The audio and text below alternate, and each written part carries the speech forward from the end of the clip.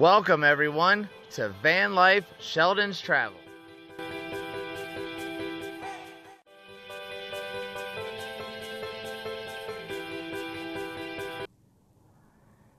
Good morning everybody, I'm Mike. And I'm Stephanie. And we're Van Life Sheldon's Travels.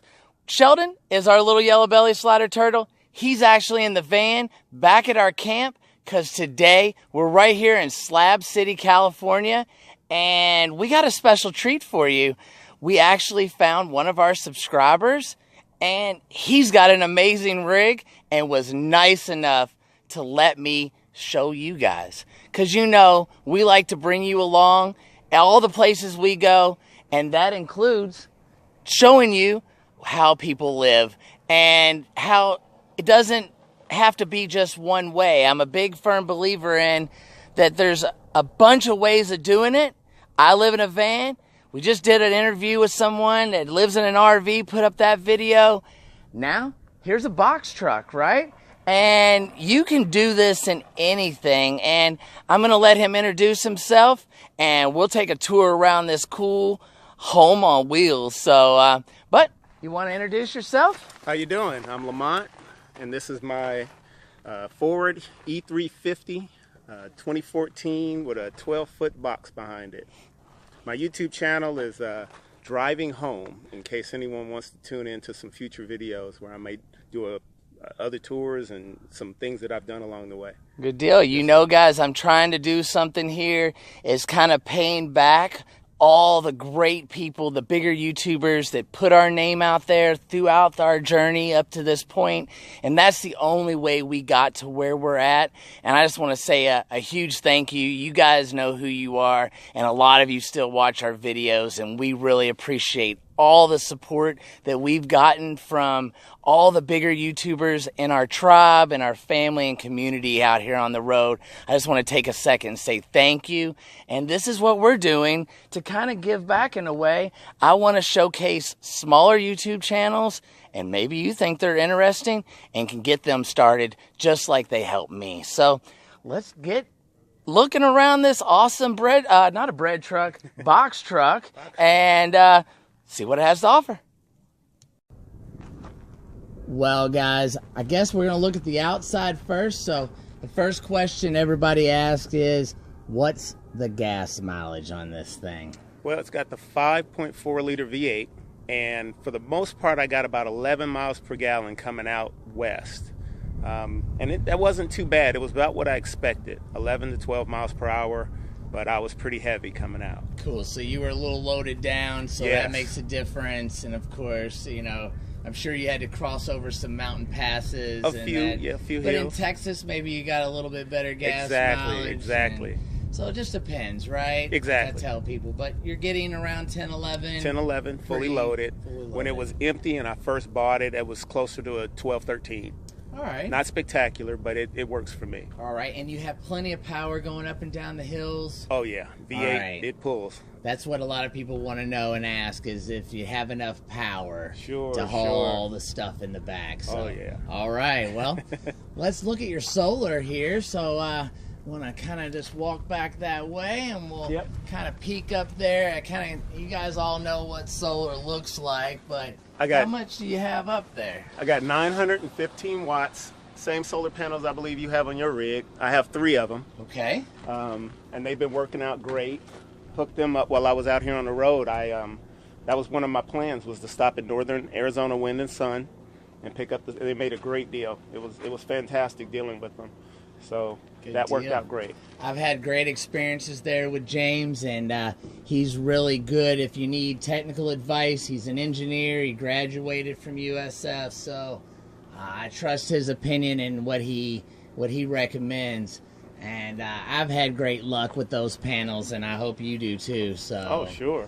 And I noticed your nice sticker wall of all the YouTubers you seem to follow, right? We'll check that out. Yeah, I gotta follow, gotta have my stickers. Good deal. We always try to find a discreet place that we can put those, because we don't want to expose our stealth. We don't want to ruin that, right? Exactly.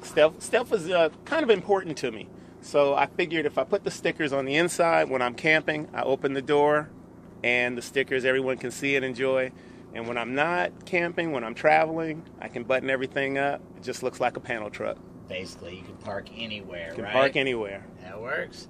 Well, let's go inside and see what this amazing little tiny home has to offer. Please.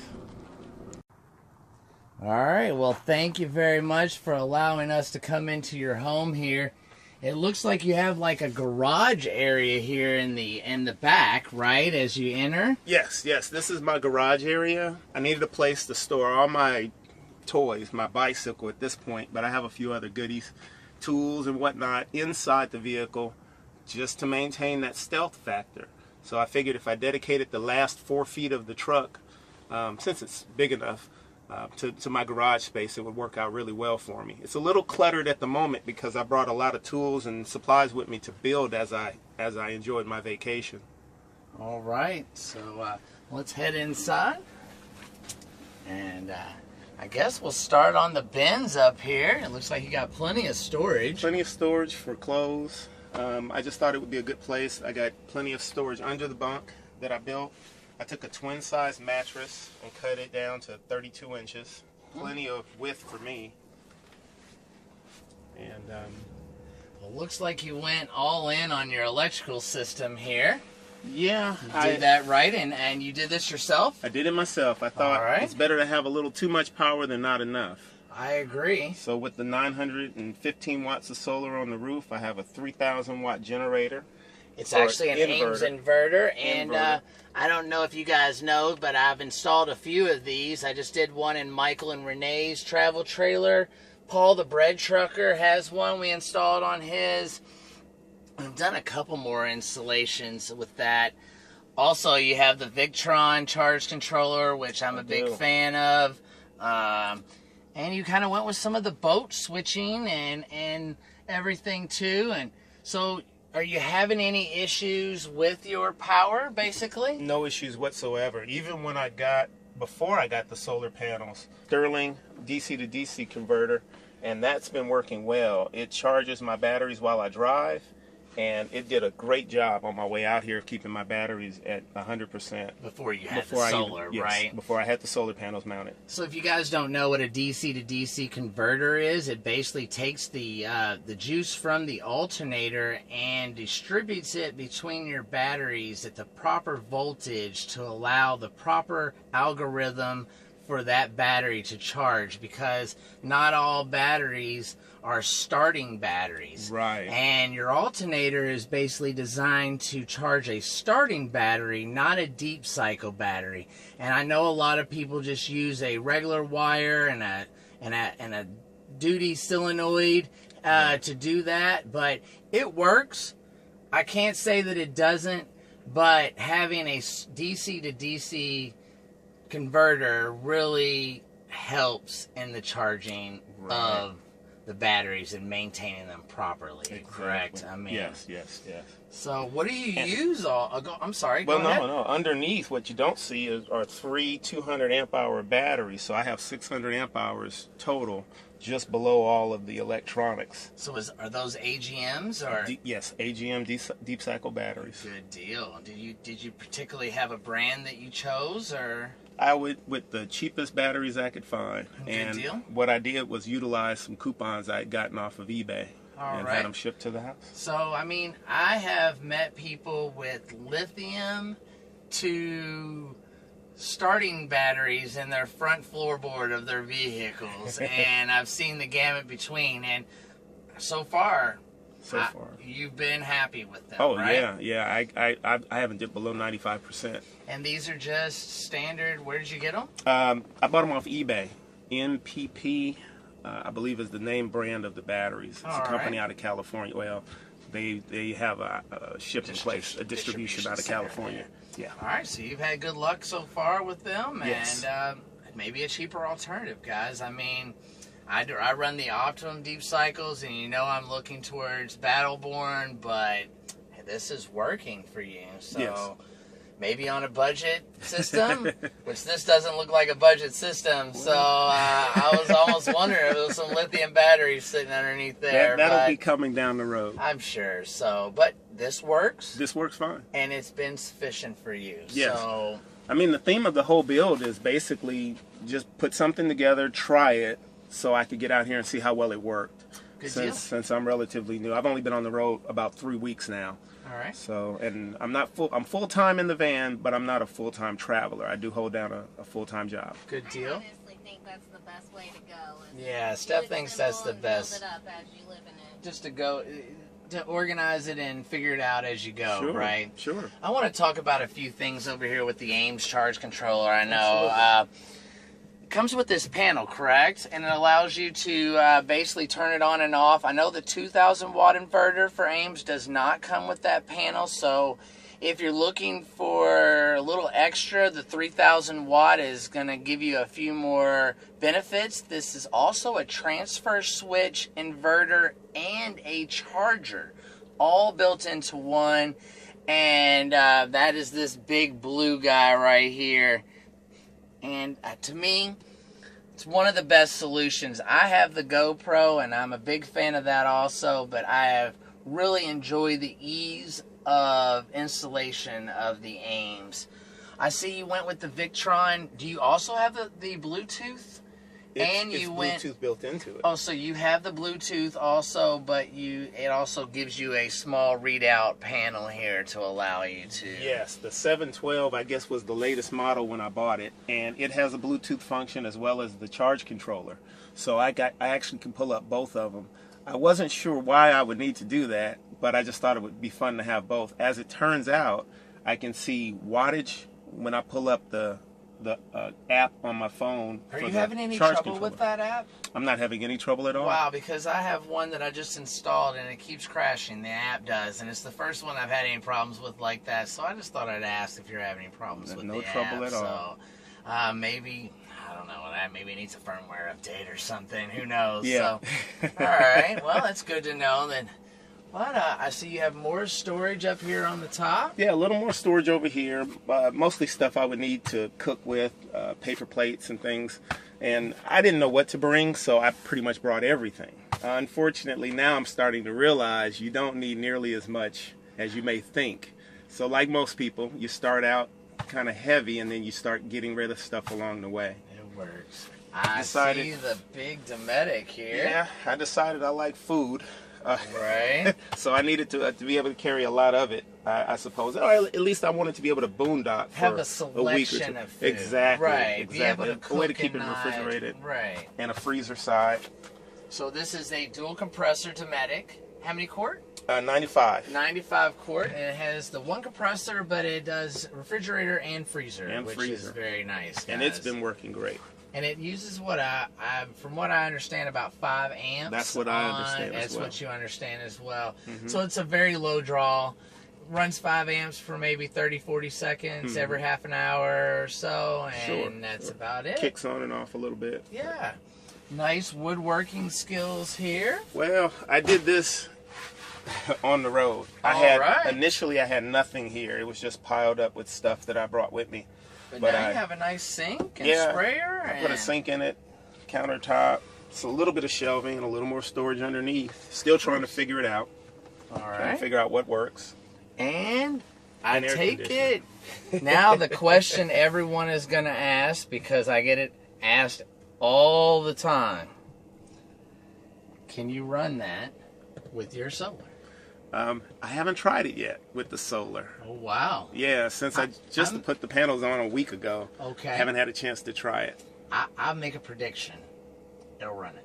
I'll be darned. I think as long as your batteries can hold the load, that inverter there will hold that all day long. So my prediction is you could run this off your solar. I really would like to find out. So maybe you'll comment on this video in a couple months when you try it, and we could try it it's out. warmer outside, certainly. and it's pulling a good load. But certainly.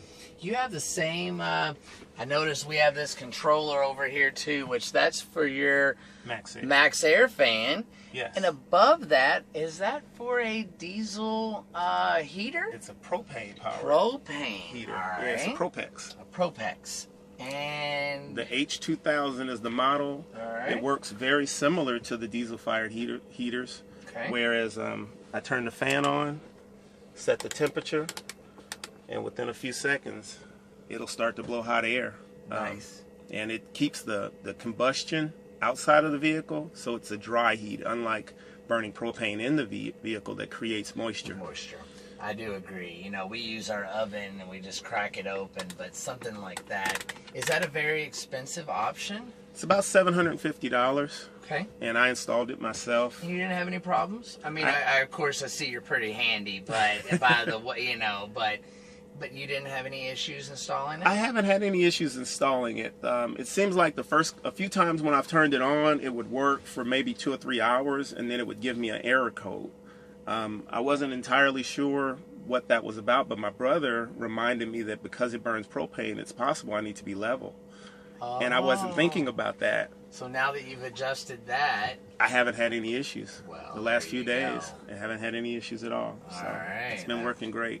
All right, well, the Max Air fan there has a little remote control. It's the same one that we have, but you installed it a little differently. It's not on the roof. It's not on the roof because my roof is made of fiberglass. All right. And it's very thin material. I was a little concerned with trying to, I didn't think it would hold the weight of the fan and without leaking. So I decided if airflow was what I was after, putting it in the wall here would work just as well, because while I'm camping, I usually have the back door open. Or at least cracked. Or cracked, yes. At least you get a little ventilation. Yes, yes. It makes a lot of sense. I like that idea. I actually gave that idea to a guy in a van, Meek, and he did that to the side of his van. He had the solar panel up top, and he had a 305. He didn't have a place for a fan. Mm-hmm. On the side sliding door, he had a piece of wood there instead of a window. And I said, cut a hole in the piece of wood and put the fan in there, and he's been enjoying it ever since. Yeah, so, it works. It works. So just think out of the box, guys. Exactly, right? I mean, you live in a box, but doesn't mean you got to think out. You have to think in the box, exactly. Right? You know, and I thought to myself, if it didn't work, I can always change it. It's just a little time, right? That's it. It's just a little time, a little more wood. Everything I built in here is mostly 2x4s and a few sheets of plywood. Not very expensive, not very elaborate, but I needed something that would just work. I know this is a crazy question, and I'm sorry if I put you on the spot, but what did something like this run you? I mean, do you have like an idea for someone that, like, without buying the step, you know, without buying the box truck itself, what did something like this cost you? I have that question all the time, you know? I probably have about $300 worth of wood involved, wood screws and different things like that, $300 or $400. But when you add in the components, the air conditioner, the fan, I mean, all the electronics, the that wire, inverter over there is $700. Right. So we're creeping up probably around $5,000. I would say that's probably the number that I get a lot. Yeah. And I probably have that in mind also. 3,000 to 5,000. By the time you have the electronics, and all of that, people don't understand how much all of that costs. Yeah. Your Dometic over there is a pretty penny. $1,000. Yeah, exactly. And these fans are a couple $100, and I'm sure the fan was the same price as the AC almost. You're right. You know, at the end of the day. So, but you have an amazing build here, and well, I appreciate thank you so much for taking the time to let me appreciate that. And everybody at home see your amazing home. And I know it takes a lot to let someone come into your home and video all of this, you know, and then put it on the internet. So we really wanted to say thank you for allowing us to be coming to your home today and to tour it. Glad to do it. All right. Okay, well, we just wanted to say a huge thank you for Lamont showing us his home, his beautiful build out, and hope it answers any questions that you may have on your box truck build out. Happy to do it. Yep, so we're going to tell you his YouTube channel again. He's starting it. He's getting it growing.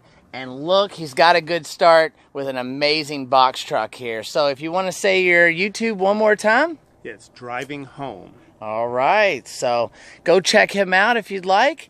And we want to thank each and every one of you for watching our videos. Without your support, This dream would not be possible. All of you watching our videos is how we stay on the road, and we want to say huge thank you for that. Please like, comment, and subscribe. check us out on Facebook and Instagram. There's a lot more content on Patreon if that's what you're into. And as always, we'll see you in the next one. Have a good day, guys. Enjoy your weekend, and we'll see you in the next upload. Safe travels. See you down the road. See you down the road. Thanks, Lamont. You're welcome. To get your Van Life Sheldon's travel stickers, go to our PayPal. The link is in the description below. One can be yours for $5 or 2 for $8 going to the same address. And please remember to include your address with your payment. As always, thanks for traveling with us.